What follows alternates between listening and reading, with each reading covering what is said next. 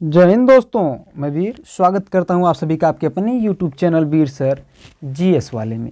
तो दोस्तों, आज हम लोग अध्ययन करने वाले हैं वैदिक सभ्यता का। किसका दोस्तों? वैदिक सभ्यता का। और ये जो वैदिक सभ्यता का अध्ययन हम लोग करेंगे, इसका पार्ट 1 अध्ययन करेंगे हम लोग। किसका? वैदिक सभ्यता का पार्ट 1, जिसमें हम लोग देखेंगे टॉप 20 प्रश्नों को। कितना दोस्तों? केवल और केवल टॉप 20 प्रश्नों को। ध्यान रखिएगा, वैदिक सभ्यता इतना महत्वपूर्ण टॉपिक है, इतना ज़्यादा महत्वपूर्ण टॉपिक है कि इससे बहुत ज़्यादा प्रश्न बन गए हैं। तो हम लोग यहाँ से कुल छाटे हुए हैं टॉप 50 प्रश्नों को, यानी 50 प्रश्न मैं आपसे वैदिक सभ्यता से करवाऊंगा। इस पार्ट 1 में हमने शामिल किए हैं टॉप 20 प्रश्नों को। कल जो वीडियो आएगा वैदिक सभ्यता पार्ट 2, उसमें हम शामिल करेंगे टॉप 30 प्रश्नों को। ठीक है, 20 ये और कल वाले में 30, टोटल मिला के हो जाएंगे 50। केवल एक टॉपिक से दोस्तों। कितने से? केवल एक टॉपिक से। और वो टॉपिक कौन है? वैदिक सभ्यता, यानी कि वेदों के बारे में। ठीक, ध्यान रखिएगा, ये जो वैदिक सभ्यता वाला चैप्टर है, यहाँ से न केवल एसएससी में बल्कि UPPCS, UP triple SC, SSC, UPP, even IAS तक में प्रश्न यहाँ से बने हुए हैं। ठीक है दोस्तों, तो हम लोग बात करेंगे इस पर, एक एक प्रश्नों की चर्चा करेंगे और हम लोग उन्हीं प्रश्नों की चर्चा करेंगे जो बहुत ही महत्वपूर्ण है। क्योंकि यहाँ से प्रश्न इतने सारे बने हुए हैं कि सबको शामिल करने के मतलब 4-5 पार्ट मुझे करवाना पड़ जाएगा। ठीक है, लेकिन मैं उनमें से भी टॉप 50 को उठाया हुआ हूँ, जो कि आपकी परीक्षा की, एसएससी परीक्षा यानी वनडे एग्जाम की दृष्टि से बहुत ही महत्वपूर्ण है दोस्तों। ठीक है, तो आइए देखते हैं। ठीक है, हम आपसे मुलाकात करते रोजाना शाम को 9 बजे दोस्तों, और कैसे भी लाइव हम मुलाकात करते हैं आपसे। कैसे? लाइव। और हमने पहले ही बताया कि इसमें जितने भी प्रश्न शामिल हैं वे सभी एक दिवसीय परीक्षाओं का संग्रह हैं, अर्थात एक दिवसीय परीक्षा में पूछे गए हैं। तो आइए खुद को परखिए और देखिए कि आपकी तैयारी कहाँ और कितनी हुई है। ठीक है दोस्तों, तो आइए बढ़ते हैं अपने प्रश्नों की तरफ। और प्रश्न की तरफ बढ़ने से पहले रोजाना की तरफ आपसे आग्रह है कि आप जितने लोग वीडियो को देख रहे हैं सभी लोग लाइक करिए, सभी के सभी लोग लाइक कर दीजिए, सभी लोग अपने दोस्तों में शेयर कर दीजिए ताकि वे लोग इसका लाभ उठाएं। देखिए, बीएड प्रवेश परीक्षा 15 को प्रस्तावित है, तो ये सारे प्रश्न उसमें भी बहुत ही, उसके लिए बहुत ही कारगर हैं। तो जो लोग बीएड की तैयारी कर रहे हैं आप लोग उनको भी इस वीडियो को शेयर कर सकते हैं। ठीक है, आइए बात करते हैं पहले प्रश्न की। पहला प्रश्न आज का हमारा है कि कह रहा है कि आर्य शब्द इंगित करता है किसको? यायावरीजन को, नृजातीय समूह को, या भाषा समूह को, या श्रेष्ठ वंश को। क्या कर रहा है? आर्य शब्द किसको इंगित करता है दोस्तों? बताइए। आपको मिलता है कुल 5 सेकंड का समय और आप उत्तर कीजिए। उत्तर करें दोस्तों। आर्य शब्द इंगित करता है किसको? यायावरीजन को, नृजातीय समूह को, भाषा समूह को, या श्रेष्ठ वंश को। बताएं दोस्तों। जी हाँ, उत्तर कीजिए। Very good, very good. तो इसका सही उत्तर है दोस्तों ऑप्शन नंबर डी, श्रेष्ठ वंश को। यानी आर्य शब्द किसको दर्शाता है? श्रेष्ठ वंश को दर्शाता है। ठीक है दोस्तों, अगर हम बात करें कि जो आर्य हैं कौन, तो ध्यान रखिएगा, ये प्राचीन ईरानी भाषा यानी कि ईरानी भाषा बोलने वालों के लिए आर्य शब्द प्रयोग में लाया जाता है, जो प्राचीन समय के थे। ठीक है, वेरी गुड। आइए बात करते हैं अपने दूसरे प्रश्न की। दूसरा प्रश्न हमारा कहता है कि सबसे पुराना वेद कौन सा? इसको इतनी बार पूछा है दोस्तों, मैं क्या ही बताऊँ, है ना, आप लोग भी जानते हैं। तो सबसे पुराना वेद कौन सा है? तो दोस्तों आपके सामने उत्तर है सामवेद, ऋग्वेद, यजुर्वेद अथवा अथर्ववेद। ये 4 वेदों में से बताइए सबसे पुराना वेद कौन सा है। फिर भी मैं आपको 5 सेकंड का समय देता हूँ, बताइए आप सब। जी हाँ, बताइए।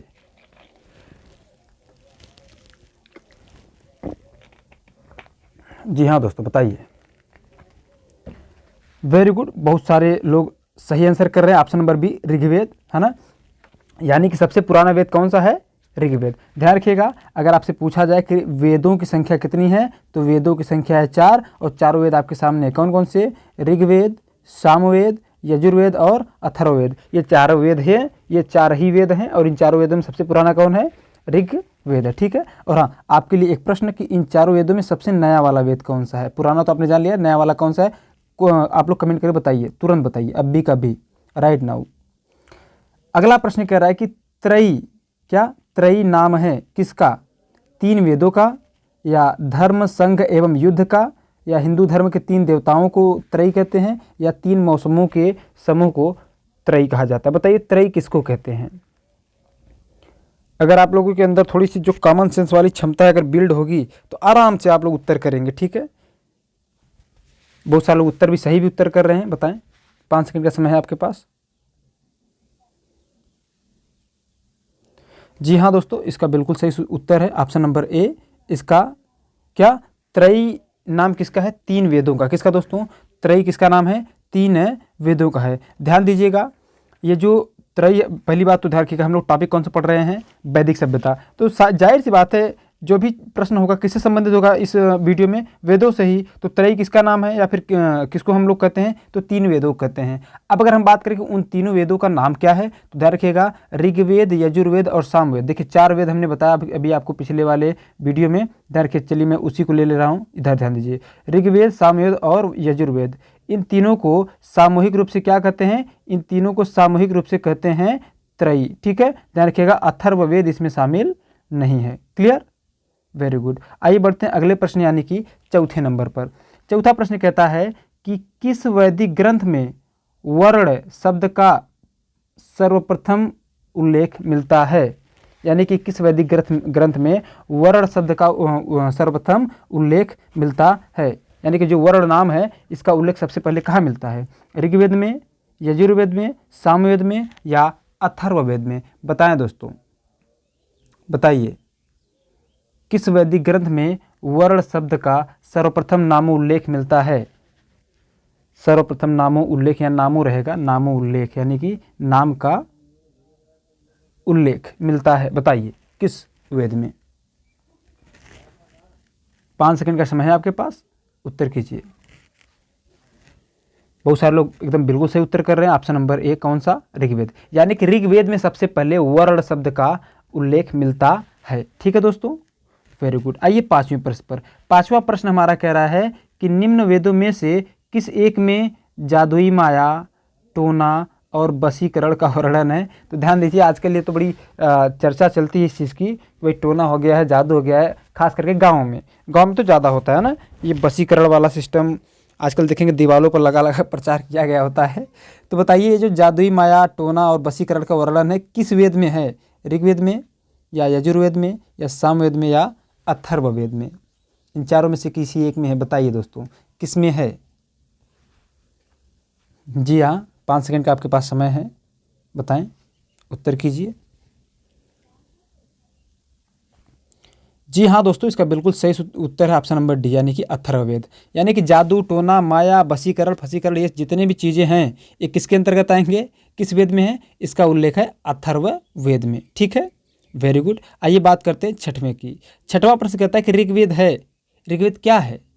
स्रोतों का संकलन है या कथाओं का संकलन है या शब्दों का संकलन है या युद्ध का ग्रंथ है? ऋग्वेद क्या है? 5 सेकंड का समय तो आपके पास है ही, आप लोग उत्तर कीजिए।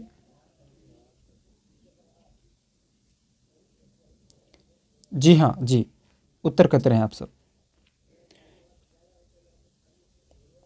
जी हाँ दोस्तों, इसका बिल्कुल सही उत्तर है ऑप्शन नंबर ए, यानी कि जो ऋग्वेद है यह क्या है? स्रोतों का संकलन है दोस्तों। किसका? स्रोतों का संकलन है। ठीक है, आइए बात करते हैं अपने 7वें प्रश्न पर। और आज का हमारा 7वां प्रश्न कह रहा है कि निम्नलिखित में से कौन सा ब्राह्मण ग्रंथ ऋग्वेद से संबंधित है?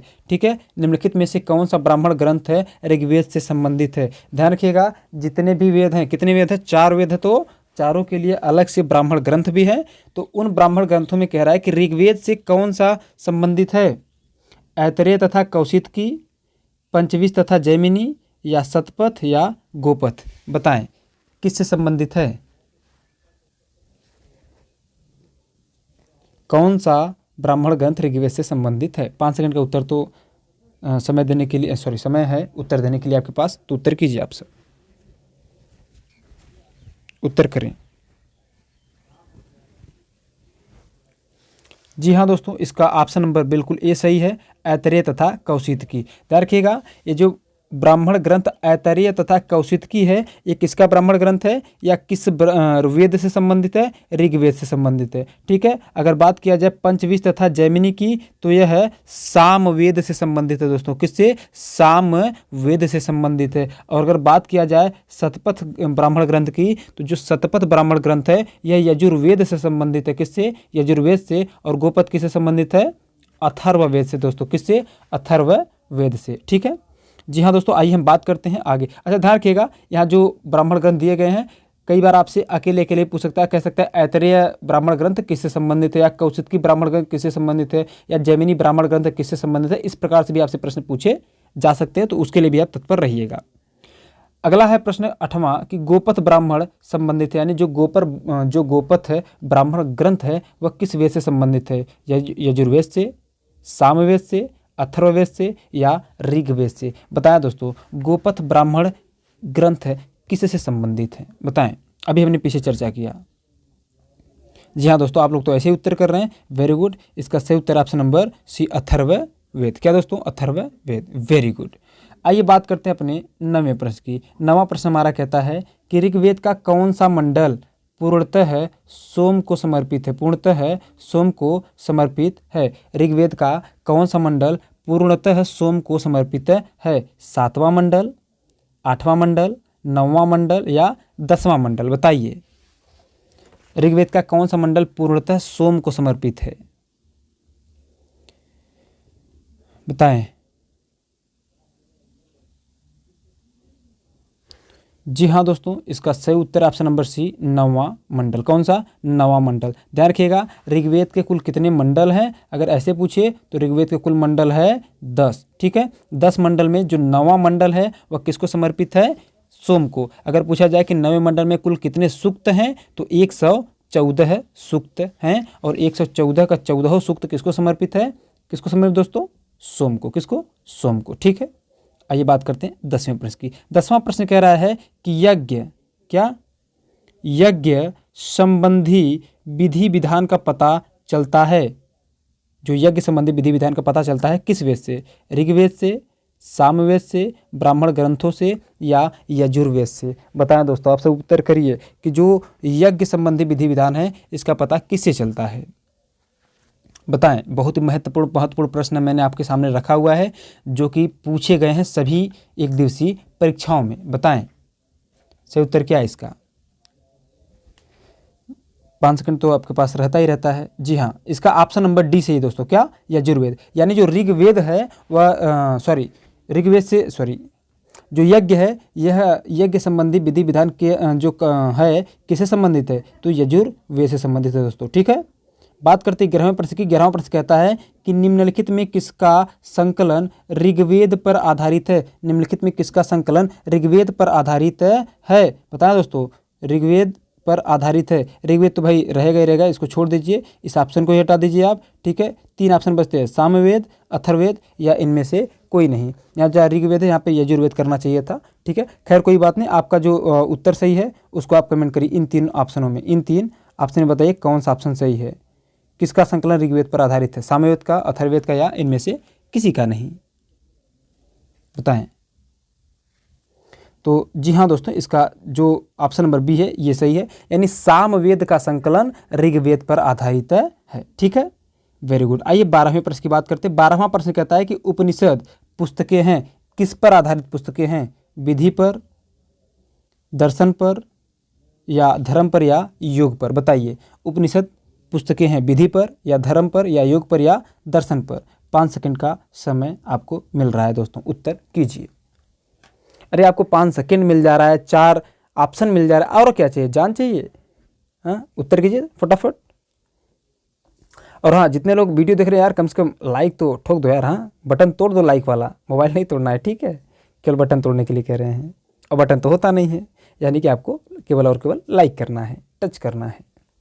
जी हाँ दोस्तों, कुछ लोग इसका सही उत्तर करें ऑप्शन नंबर डी, क्या, दर्शन पर। यानी जो उपनिषद पुस्तकें हैं वह किस पर आधारित है, वह है दर्शन पर आधारित है। ठीक है दोस्तों, वेरी गुड। आइए 13वां प्रश्न बात करते हैं। देखिए 13वां प्रश्न सेम वही है, बस इसके पूछने का तरीका बदल गया, चूंकि पूछा गया प्रश्न लिए हैं हम। तो 13वां प्रश्न कहता है कि उपनिषदों का मुख्य विषय है, तो इसका भी सही उत्तर क्या हो जाएगा दोस्तों, दर्शन। यानी उपनिषदों का मुख्य विषय क्या है, दर्शन है। ठीक, आइए बात करते हैं 14वां प्रश्न की। 14वां प्रश्न कहता है निम्नलिखित में से किसी एक वैदिक या फिर किस एक वैदिक साहित्य में, किसी नहीं रहेगा किस रहेगा। ठीक है, निम्नलिखित में किस एक वैदिक साहित्य में मोक्ष की चर्चा मिलती है, किसकी, मोक्ष की चर्चा मिलती है, किसमें, ऋग्वेद में या परवर्ती संहिताओं में, संहिताएं रहेगा यहाँ पे, संहित आए हो गया लेकिन संहिताएं रहेगा। ठीक है, ब्राह्मण में या उपनिषद में। बताइए, ब्राह्मण मतलब ब्राह्मण ग्रंथ। ठीक है, किस एक वैदिक साहित्य में मोक्ष की चर्चा की गई है, बताएं।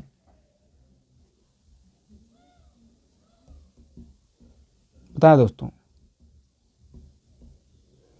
जी हाँ दोस्तों, इसका बिल्कुल सही उत्तर है ऑप्शन नंबर डी, उपनिषद। यानी मोक्ष की चर्चा किसमें की गई है? उपनिषदों में की गई है दोस्तों। किसमें? उपनिषदों में की गई है। ठीक है, वेरी गुड। आज का 15वां प्रश्न है।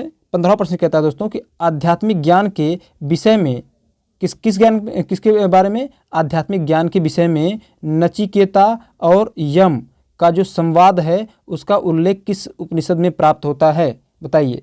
केन उपनिषद में, या छांदोग्य उपनिषद में, या कठोपनिषद में, या बृहदारण्यक उपनिषद में? बताइए किस उपनिषद में नचिकेता और यम का संवाद मिलता है जो कि आध्यात्मिक ज्ञान से संबंधित है? बताएं दोस्तों।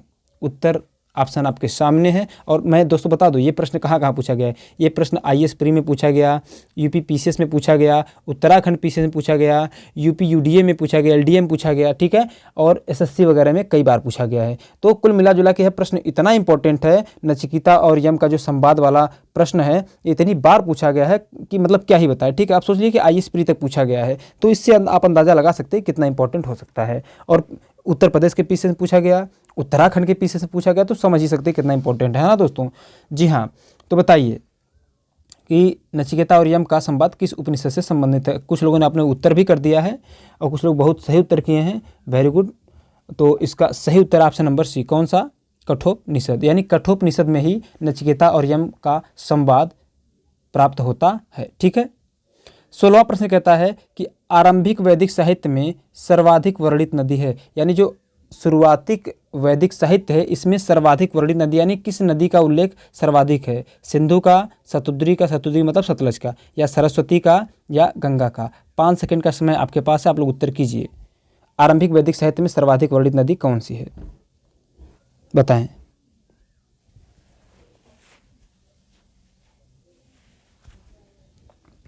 जी हाँ दोस्तों, वेरी गुड। इसका बिल्कुल सही उत्तर आप लोग कर रहे हैं, सिंधु नदी। यानी आरंभिक वैदिक साहित्य में सर्वाधिक जिस नदी का उल्लेख है, या फिर सर्वाधिक वर्णित नदी कौन सी है? सिंधु नदी है। ठीक है दोस्तों, 17वां प्रश्न कह रहा है कि वैदिक नदी अस्किनी की पहचान, यानी कि जो वैदिक समय की नदी थी अस्किनी की पहचान निम्नांकित नदियों में से किस एक के साथ की जाती है? अगर आप भारत की नदियाँ हमसे पढ़े होंगे दोस्तों तो दाएं देश का उत्तर करेंगे आप, है ना, तुरंत धड़ाम दे उत्तर करिए। कह रहा है कि अस्किनी की पहचान किस नदी के रूप में की जाती है? बताइए। व्यास, यानी कि जो पुरानी, यहाँ ध्यान रखिएगा, ऐसे समझिए, यहाँ 4 ऑप्शन दिए गए हैं, इन चारों ऑप्शन में से किस नदी का नाम अस्किनी है, बस इस प्रकार से ऐसे समझिए। ठीक है, और मैंने आपको करवाया हुआ है जब सिंधु नदी तंत्र मैं आपको बता रहा था। तो बताइए अस्किनी किसका नाम है? व्यास का, रावी का, झेलम का, या चिनाब का? बताएं दोस्तों। वैदिक नदी अस्किनी की पहचान निम्नांकित नदियों में से किस एक के साथ की जाती है? तो दोस्तों इसका बिल्कुल सही उत्तर है, आप लोग बिल्कुल सही उत्तर कर रहे हैं, चिनाब। यानी चिनाब का नाम क्या है दोस्तों?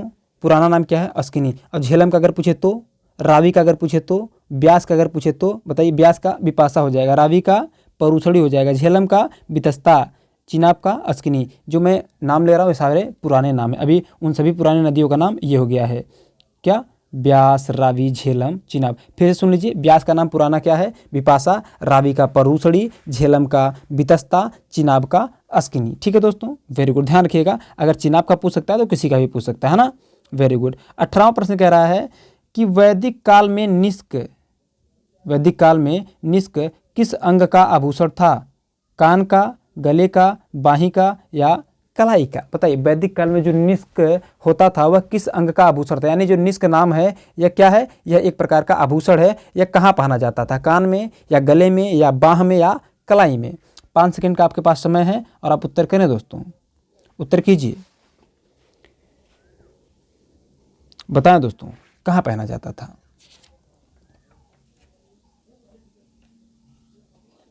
जी हाँ दोस्तों, कुछ लोग सही उत्तर करें ऑप्शन नंबर बी, यानी कि गला का। यानी वैदिक काल में जो निष्क होता था वह किस अंग का आभूषण था? वह था गला का दोस्तों। वह किसका आभूषण था? किस अंग का? तो गले का आभूषण था। ठीक है दोस्तों, वेरी गुड। आइए बात करते हैं अभी 19वें प्रश्न पर। 19वां प्रश्न कह रहा है कि निम्नलिखित वैदिक देवताओं में से किसे उनका पुरोहित माना जाता था? अग्नि को, बृहस्पति को, घौस को, यहाँ घौस रहेगा, घौस हो गया, घौस को या इंद्र को। बताइए इन चारों देवताओं में से किसको वैदिक देवताओं इन चारों में किसको वैदिक देवताओं का पुरोहित माना जाता था? 5 सेकंड का समय है, उत्तर कीजिए, उत्तर करें आप सब, उत्तर करिए दोस्तों। जी हाँ, इसका बिल्कुल सही आप लोग उत्तर कर रहे हैं, कुछ लोग सही भी कर रहे हैं, कुछ लोग गलत भी कर रहे हैं, कोई दिक्कत नहीं है। बृहस्पति, यानी बृहस्पति को वैदिक देवताओं को क्या माना जाता था? पुरोहित माना जाता था। ठीक है दोस्तों, वेरी गुड। आइए बात करते हैं आज का अंतिम प्रश्न यानी 20वां प्रश्न। और जब तक मैं 20वें प्रश्न की बात करूं तब तक आप लोगों से आग्रह है कि आप लोग सभी लोग वीडियो को, जितने लोग देख रहे हैं, जो लोग लाइक नहीं किया है अभी तक, आप लोग लाइक कर दीजिए, वीडियो को शेयर कर दीजिए, है ना। जितने मतलब व्हाट्सएप ग्रुप, हाँ, जितने मेंबर है सबको एकदम भेज के, है ना, मतलब बस शेयर कर दीजिए और लाइक कर दीजिए, सबको बोलिए सब्सक्राइब करें, है ना।